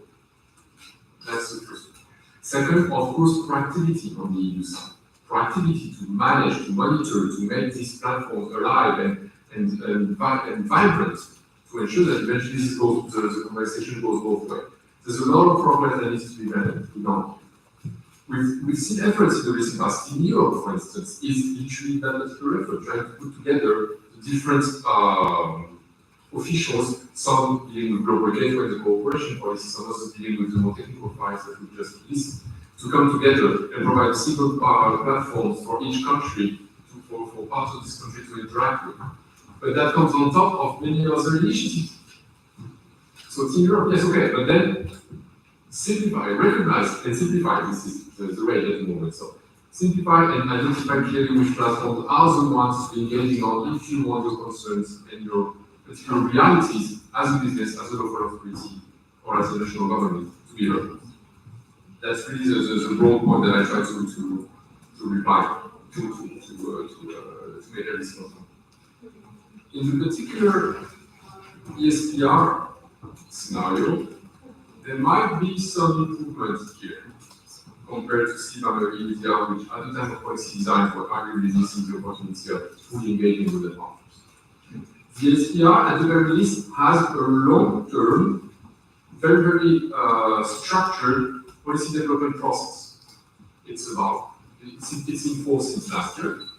But yet, it's about designing the work plans to identify which categories of product, which category of circularity could be first tackled, then developed, including with stakeholder engagement and so on. And over a significant amount of years, at least 5, you will have this deployment of that legislation that already allows for stakeholders to identify, okay, concrete examples. The first one was adopted a month and a half ago in April. It looks specifically at textile, it looks at tires, it looks at mattresses and other ones that I'm forgetting. It looks at a particular aspect of circularity, which is repairing and circular contents. And it looks at two particular secondary products, because the first one that I mentioned were primary products, were final products. Intermediary products, which are iron and steel and aluminum. Okay, you know, this is, as part of the CDR goal, this is a priority for the next couple of years, this product, this particular process. But so already in terms of identification of what are we working on, and it's better, I would say. So hopefully now it comes back to the proactivity of the EU and the identification of the relevant platforms to make sure that we can have an inclusive platform on these pre-identified sectors and products. I should add that these products and processes have been identified on the basis of the GRC study, on the stakeholder survey. So I think there's been a progress on the EU side when it comes to these PR compared to the study. So hopefully this can pave the way for more problems. So yeah, this is. I can stop here for the time being, but then I can come back to some of the points of the UTR and so on. But I want really to emphasize that particular point of manageable expectation that the EU can do, and on the EU side to identify, simplify, and prioritize to make sure that we can engage with the limited scarce capacity. Have scarce capacities. No, I think it's also making a nice segue to the question that I wanted to ask to Sintame, getting back to CBAM, the global processes of getting there, implementing CBAM step by step, and the involvement of stakeholders. I think there's been also a lot of blurriness on how everything was handled from the EU side. So TaxSud was the lead DG, but at the same time they were trying to pedagogically present CBAM at the WTO without necessarily having the WTO background, let's say. So there's been this level of hurdles also in the process, throughout the process, and also the sensitivity of this sensitive aspect of the industry that are covered by CBAM made it, I think, more difficult to involve from the start industries from foreign countries, because obviously the domestic EU industries, aluminium, steel, they have quite an agenda on protection of their own markets. So this all setting made from the start very difficult. We didn't have a blueprint on CBAM, for instance, until very late in the process, and not necessarily the same kind of narratives from different ministers or governments. So what I wanted to ask is, one of the things that we say in the report is that you should really build with the countries, and the countries that are actually in the capacity at the moment to make a change. There's the Brazilian presidency of the next COP, but I think one big challenge is really to ease the tension and to debunk the CBAM wall before it enters the room of the next COP, because it's definitely going back on the table. And for that, what we say is that the EU should build first with its G20 partners. South Africa is one, of course, but there's Brazil, there's India, there's a lot of countries that are already willing to engage on interoperability and finding common solutions, also on the revenue aspect of it. And one thing we said is we should come with a blueprint of something that is manageable, guiding principles that should orient in the next phase of the discussions. Maybe on some of the technical discussions that happened at the IFCMA level, in exchange of Brazil, for instance, India, South Africa, committing not to challenge CBAM at the WTO. So it would be a two-sided way forward in the discussion. What do you think of that, Sultana? And also, how do you see in diplomatic context, in different diplomatic contexts, the question of interoperability of carbon mitigation solutions being profound?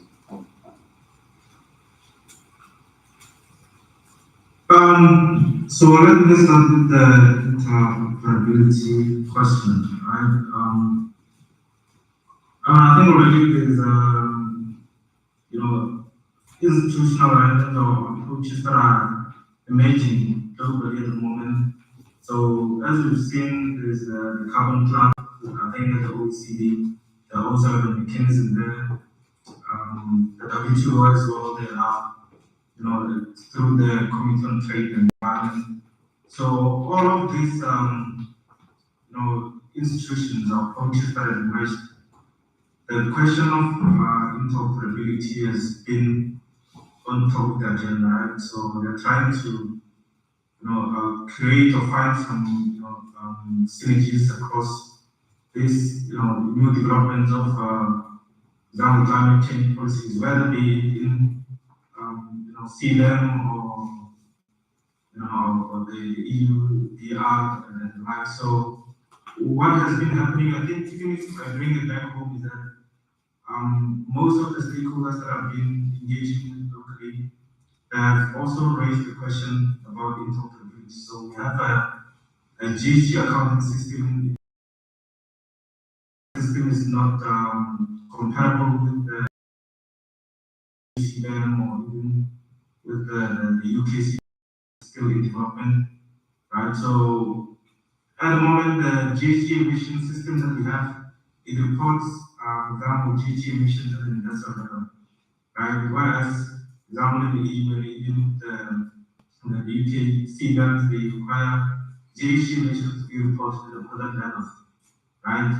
And at the back of that, there's a lot of issues around, standards and methodologies that need to be developed around, what we can, refer to as green products. For example, if you look at the case of Brazil, so, standards are the biggest thing that are, they're discussing there because, for example, I think recently I've engaged some of the colleagues there. So they've highlighted that, the Brazil economy is almost like 90% or less of, of its electricity comes from renewable energy. And that, by default, actually produced from Brazil is going to be considered a green product, right? Of course, there's still a debate about what is a green product and what constitutes a green product. And within that context, we start realizing that there's a lot of fragmentation, especially when it comes to climate and trade policies, from CLM, MRV systems to to the standards and that are being involved through the EUDR. So all of those brings the question of having a global cooperation, right, on some of these issues. Because at the moment, as much as we engage in this, for example, South Africa is putting on the outside with India and other, for example, guys are also adapting to some of these. Kenya, for example, if you get China, it has the capacity to produce some of these products. Again, the question is whether the products that are made from China, they are green or not, is still, another question that needs to be, asked and answered, right? So, I mean, there's a lot of this engagement that are happening, and hopefully we can come up with, I think we still have a long way to go, right? So people still don't agree at this moment whether, for example, Sweden is good for them or not, right? So the EU is saying that it's good. Coming to the global south, they're saying that it's not, right? So the engagement will continue. For example, with the Brazil also leading COP this year, I think some of these issues will also come to the table and they'll be debated. Hopefully, climate and trade also, gets more attention because I think last year it didn't get that much attention because now, as we've moved on, I think there've been some negative impact on some of this climate change debates, right? So with climate change, and I mean, at home now, I think in South Africa now is, I'm sure it's the same with, everyone. So that the Trump administration has actually, created a new debate. So if you come in and start speaking about climate trade, the conversation is around tariffs now. So, climate change and trade issues be pulled back. Right? The geopolitical landscape is changing and is making things unpredictable. We can engage at the multilateral levels. Sometimes it comes back to the table, sometimes they can pull. But I'm hoping that this year with Brazil being COP, some of these issues can also come forth and we can discuss some of these issues and later on, take climate and trade debates or conversation forward. So but I think interoperability is one of the key solutions that I think a lot of people are engaging. So Senate, OECD, WTO, even the climate club.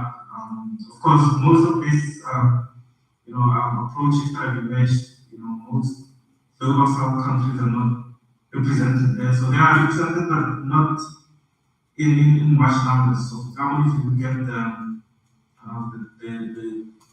the carbon club, I think is about less than 6 of African countries included there. And most of the big countries are not included. So that noise, you start seeing that is actually a division.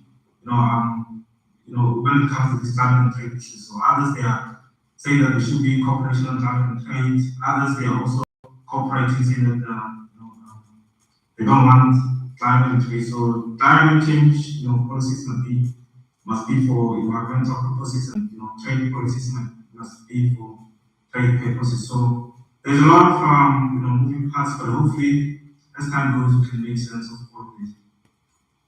Thanks, Anthony. It actually makes me think of one of the things that Laurence Toubiana, the chair of the European Climate Foundation, told us during the Green Trade Day that we organized in Brussels a few months ago, which was that we need to impose the trade and climate conversation in every possible forum, wherever possible, to make things move. And this has already happened at the UNFCCC level, which had a trade pavilion for the last 2 COPs. But there's also at the plurilateral level, I would say, the coalition of trade ministers for climate in a WTO context, because obviously climate is a very sensitive topic at the WTO. About the notion of climate change. So this reminds me of this urgency of at a more plurilateral level, the discussion, but making sure that things are moving forward, including with CSOs and with the involvement of different types of stakeholders, even though the multilateral trading system is falling a bit dormant, let's say. So I would like to use the remaining 10 to 15 minutes that we have entered to the audience. This is also audience included meeting. So I'd like to turn first to Chris, who had some reactions to the discussion, and then if you can think of your question and raise your hand, and we will pick 2 or 3 questions before turning back to the panel. Thanks, Leo. I get the privilege of a first reaction here. I'll try and be brief.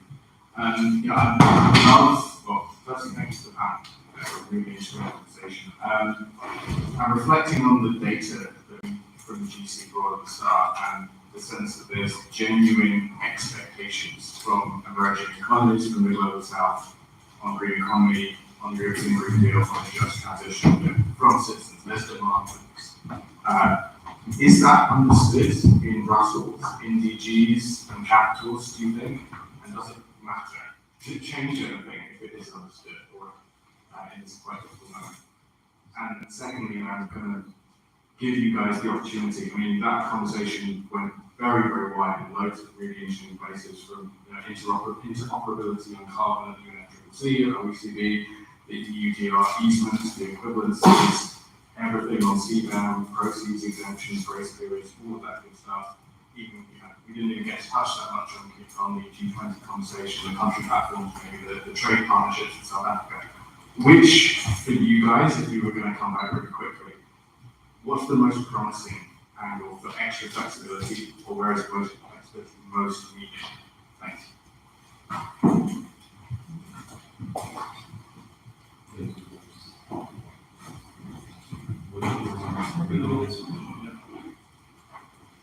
Thanks for your comments and your question, Chris. So I would step a little outside of UDR, and I'm gonna talk about flexibility being mostly now in CBAM, because I think already in my initial thought, but I want to bring a little bit of the CBAM as well.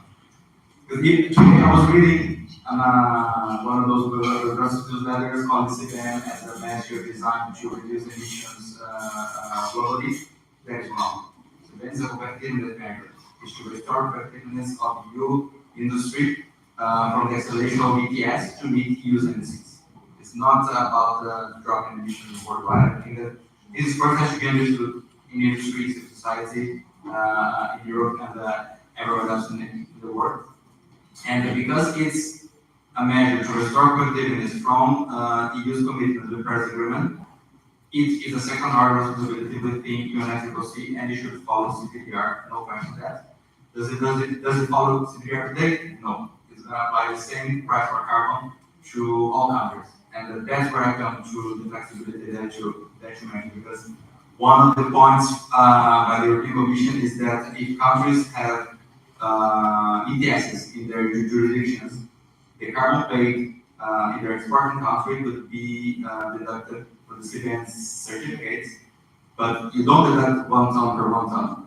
If, I don't know, we were talking about South Africa, if South Africa started ETS and pay 20 euros per ton, it's good, and pay 100% of its emissions, in one export to South Africa, pay 100% of its emissions. When it enters the EU, you have to pay the difference from, let's say, well, the 20 euros, I don't know, I'm just doing with numbers here. The difference between the price of the carbon in South Africa and the price of carbon in the ETS. ETS is gonna have like more expensive carbon than all the developing countries. And so for what concerns emissions, Spain is not interested in countries paying on the carbon, but it's interested in paying the difference. It's the price you can pay you, so it's a competitive measure. So that's the flexibility I want to live with. Thanks a lot, Chris, for your questions. Not the easy one. On the first one, very quickly, I think here's a major challenge. There's a major tension. The new results on your survey is remarkably well aligned with ours in the green environment. You have in the high 70s, I think, percent in terms of support for climate action and so on among citizens. We're exactly the same in terms of sustainability experts, including from third countries experts, as you said, third country citizens, third country experts. You would have expected, considering the current political climate, that experts in third countries are extremely skeptical when looking at the European Union, or actually concerned about the potential negative impact and so on. And yet, what we see is a rather positive impact on expectations. So that's very that surprised you. That's surprising. I think that's a surprising result, because this is not the sort of environment context in which we are operating currently. We don't get the same impression, I think, as people. At least myself here, maybe I'm wrong. But, so how is this score inserted? I think the major tension is that from an EU governance perspective, this score from citizens and from experts is not reflected in EU election results at the moment. It's quite simple. And EU governance system is built upon election results, which at the moment doesn't seem very conducive to the transition or to green measures in general. That can have a number of factors. I'm not going in there. But there's a tension between that survey that seems to call for very high ambition for the citizens and EU election results, especially the recent ones. So I think here there's a major question for all of us to ask. And one of the reasons why the particular course is not necessarily reflected in EU policy making at the moment. The most promising platform of operation, just the second question. I want to really to reflect on. So first of all, there are some that are extremely successful, and there are those that are usually quite sector specific. Go for a platform on the organizing product, for instance, that I'm really working quite well in West Africa, who has a jet piece that are for some reason, not for some reason, but for some of them actually going quite well in Southeast Asia, the ones that I've looked at, maybe not the case for one of them, but at least these are so platforms that take a particular sector and try to take a holistic view. Trade policy for the particular product that I'm offering trade, it looks like a cooperation policy and the technical assistance support that the EU can give in this particular sector in a particular country. So these are the platforms that are specific enough, let's say, to allow for actors, as I said, with scarce capacity to engage. So the point that I'm making here is that the association of these targeted, efficient platforms with an overarching, ambitious and proactive narrative on the side of the EU is, in my mind, the way forward, rather than the multiplication of initiatives across the board without due regard to which one works, which one don't, just because of the sake that we need to do something, because each new legislation, for instance, as embedded as part of its federal regulation, a particular process can usually assist a separated process for stakeholder engagement. Now, so what we need to recognize, as I said, prioritize and recognize those platforms for engagement that work, and we should put all of our efforts on them. That means choices. That means some platforms might need to give way. Yes, okay, sure. We cannot do everything everywhere all at once. That doesn't work. There needs to be at least the honesty to recognize that we cannot do everything. So, okay, we're going to focus on this. Are we already do a lot of work? And then we can, and we, at the same time, we can think about the gaps and try to address it. But I'd rather have this than 257 different initiatives, maybe half of which are working. So that's really what springs to mind on the question. That I realize that this necessarily answers the one that work and the one that don't. But I think there are some very good examples in the literature that we can pick up. Quickly turning to symptomation and dance before turning back to the panel for maybe one or two questions. I'm going to take about these questions. I was asking about the priority measures or solutions on the whole range of things that you mentioned, from using democracies, different cities, free trade agreements, etc. If there is one thing on which you think the EU should put its priority at the moment.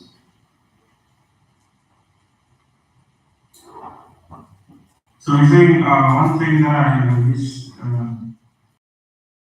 can be solved or yes, one for the EU on the flexibility issue when it comes to implementing for your cases or CEDA. Yeah, so from the CEDA side of things, I think it's the biggest issue now is on with the compliance issues, right? So, I mean, there is a need for technical transfers and capacity building, across, let's say, into Africa, even in Africa as a whole, around issues. Because, of course, if you look at Africa, so it's not impacted the same in terms of CEDA. So you look at North African, Southern Africa, so those are the two regions that will be heavily impacted by the CEDA. And if you look at the deforestation regulation, it's going to impact most African countries. So we can look at the Western and the East African countries, they'll be heavily impacted, right? But at the moment, what is urgently needed, I think, from my side, is that of course, there's a need for increasing awareness of some of these issues in the continent, or even in the global south countries, broadly. But of course, in terms of compliance, there should be support that, for example, if the EU or other jurisdictions that introduce such measures, they have to have support measures for countries that don't have, for example, MRP systems or let's say other compliance issues. So there should be support for those countries, especially in the South African case. As much as there's been some progress in terms of developing MRP systems, I think coming up with tailor-made MRP systems, for example, for the EEC, then I think there's a lot that needs to be done in this space. So most firms, I think, if I recall correctly, there's one firm that have actually managed to make progress in terms of MRP solutions in the country. But because of course it's not only a company that exports to the EU, so there's several that exports mostly big companies, so they still also like a financial space to move into the space. Because of course no one, everyone says that they didn't actually see it even coming, so they haven't budgeted for this. So if there are, for example, funds for into budget, then there might be a need for more time, as I've said. So I think the three key things from my side, I think, of course, is increasing awareness on some of these issues. The second one is on, of course, technical assistance and capacity building in some of the countries that don't have some systems in place. And the last one, of course, I think is to get more time, right? So getting more time with, capacity building and technical, assistance for some of these entities. Thank you, Secretary. I think we have maybe 5 minutes for one or two questions from the audience. And if you can please introduce yourself, your affiliation, and to whom your question is addressed in the panel. Thank you very much. I'm Kevin. I'm a researcher at United Nations University. So thanks for the timely reports and timely event. So I have two questions. The first one is for Antoine, and the second one is for both of you.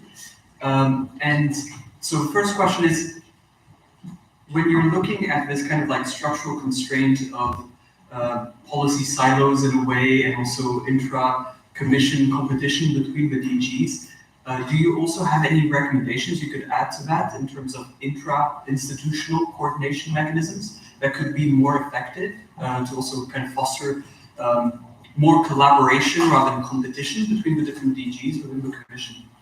And my second question is, when looking at the CBAM debate, there's this clash between the most favored nation clause of the WTO and this kind of Paris Agreement, the common but differentiated responsibility clause, and whichever kind of side you kind of lean towards also has implications for carbon leakage and then the efficiency of the measure. So I wanted to ask in general, which side is it best to lean on so that CBAM can still participate in decarbonization, even if we think that it's more competitive, this measure, rather than anything else. Thanks. Thanks a lot. On the first question, again,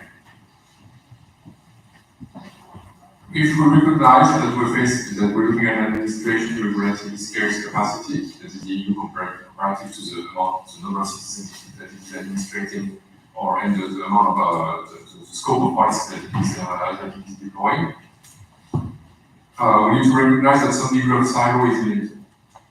Some DGs will be responsible for some policy files, and we have limited capacity to actually fully immerse or include other DGs into the policy design if we want them on top of involving external actors.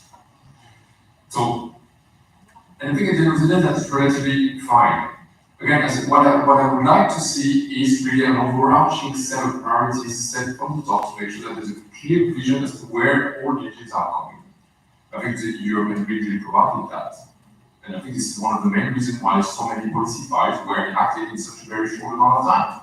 Because there was a clear political priority that was given to a potentially holistic worldview. Let's say, no, there are gaps in the European Union, I'm not saying, but still, it encompasses a very, very wide range of issues.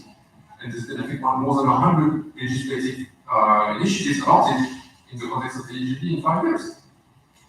That's absolutely enormous. So it speaks of the power of an actual structured vision, and which is pursued by any governing body. And then once you have that, the siloed approach that inherently comes afterwards, due to the fact that some particular DGs will have to deal with some particular principle, is less of an issue, because the coherence is already to some way ingrained into the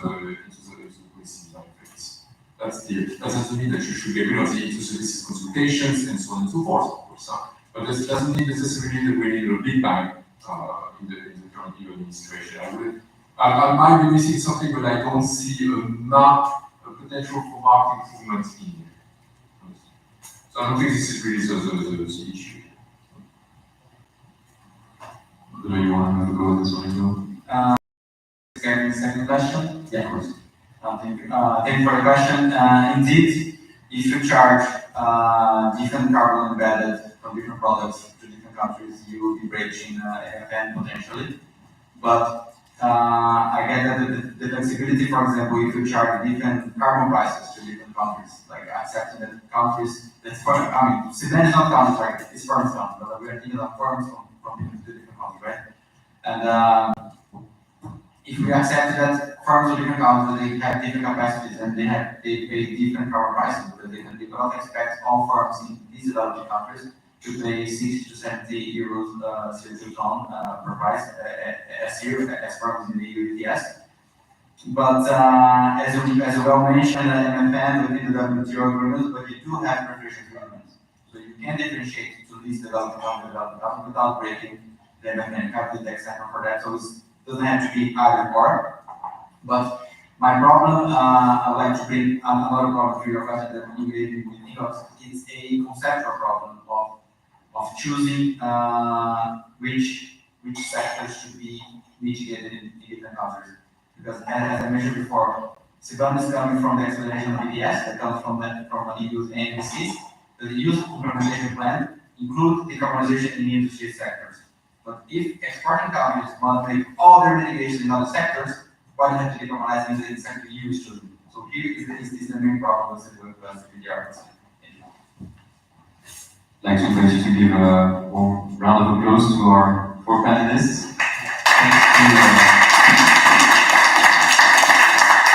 Thank you again, David, for this, and for apologies you had to leave a bit earlier, but I'd like to warmly thank you, Antoine, Bruno, and Cynthia for joining us for what is what I consider to be only the first step of a bigger conversation around how to frame a different narrative to simplification that puts more accent on opportunities and potential. So thanks everyone, and now we'll turn to our last guest, who's Matt Eldridge from the Gates Foundation, who kindly accepted to give concluding remarks. He's been listening to the conversation. He's joined us on Zoom, so thanks Matt again for being with us and for accepting to give the last and the final words of this conference. Great. Thank you, Pierre. Can you hear me? Very well. Great. Awesome. Thank you, and IEEP for organizing today's discussion, and to all the previous speakers for their insightful comments on what beyond rhetoric has largely been a discussed topic. I regret that I'm unable to join you in person. I'm at a convening in Stockholm on adaptation finance. But I guess the penalty for that is having my face be 10 feet high in front of everyone. I appreciate the opportunity to offer some closing remarks virtually, and I'd like to use these remarks to summarize both the challenge and the opportunity before us as I see it. As has been discussed today, green-related trade measures aimed at accelerating the global transition to a low-carbon economy risk generating disproportionate burdens on developing countries. Policymakers in the global south must now contend not only with emission targets in building resilience to climate shocks in the midst of tackling their broader development challenges, but they also must contend with managing spillover effects of measures which risk creating de facto new trade barriers. These measures have the potential to either drive inclusive green transformation or entrench existing inequities, jeopardizing sustainable progress on climate and development priorities. One of the most immediate challenges for developing countries is that complying with these measures demands technical, financial, and institutional capacities that many of these countries lack. For example, compliance with carbon footprint tracking, deforestation-free supply chains requires robust data systems, transparent monitoring and verification frameworks, and access to green technologies. However, many developing countries, especially LDCs and resource-dependent economies with weak governance and limited resources, will struggle to comply.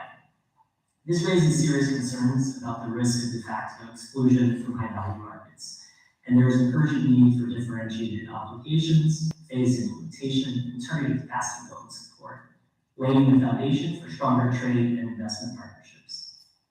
The reason this issue is so urgent is because it's not only a trade issue, but of course it impacts jobs and livelihoods, growth, and state finances. These measures are likely to affect sectors such as agriculture, forestry, and mining that are also the engines of employment and generators of foreign exchange for countries. African cocoa, coffee, and rubber exporters could face market exclusion due to new rules and compliance costs. For example, modeling from ODI suggests that the impacts of EUDR on Ethiopia's coffee sector alone could cause 18% reduction in overall exports, a 0.6 reduction in GDP, and 3% reduction in government revenue. This would worsen poverty and undermine national development progress. As a result, policymakers need to develop transition strategies that protect vulnerable populations and enable a just shift into sustainable practices and sectors without undermining economic resilience and growth. There's also a deeper concern about the narrowing policy space for countries still trying to develop. Without safeguards, these new green trade policies could reintroduce the kind of asymmetries that developing countries have fought to overcome in multilateral trading system. To address unintended harms on developing countries, there are several steps policymakers may wish to take at both policy design and implementation stages. These could include ensuring alignment of agreement-related trade measures with the EU's development cooperation policies, engaging in deep trust-building dialogue with countries and regional blocs, conducting stakeholder consultations with small-scale producers and civil society, introducing transition periods and policy flexibility for LPCs, and allowing for context-specific compliance mechanisms for small-scale producers. As I close, I want to underscore that the road to sustainability and decarbonization need not come at the expense of poverty alleviation and global equity. Inclusive green growth must be an attainable goal for all countries, particularly the poorest, if we are to achieve our global development and climate priorities jointly. I want to thank IEEP for the research they've been conducting and for hosting this meeting today. With that, I'd like to hand it back to you, Eric. Thank you, Matt. Thank you very much. Thanks for joining us from Sweden. And I'd like to thank as well the Green Economic Coalition to conclude, who joined us in presenting the outcomes of the different surveys that we've conducted. To thank you all who attended here and took us a bit of your time in the afternoon. All of you joining online.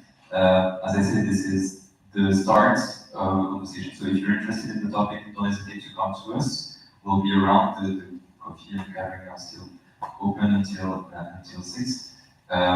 So don't hesitate to come and have a talk with us. And in the meantime, I wish you a lovely evening and thank you again for attending and participating to this discussion. Thank you, everyone.